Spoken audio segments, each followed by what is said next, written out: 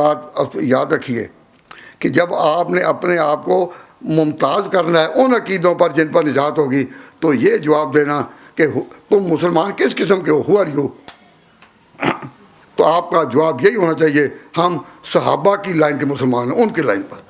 अब किसी को तो बड़ा मानो, सिर्फ कुरान के नाम पर और हदीस के नाम पर तो आपको मुकाबला दे सकता है कादियानी भी, मुकाबला दे सकता है मुनकर हदीस भी।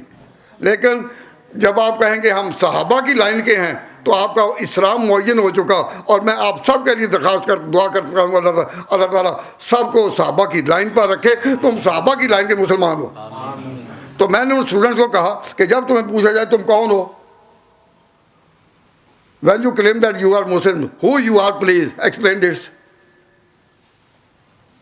तो आप खुशी से, दिल की खुशी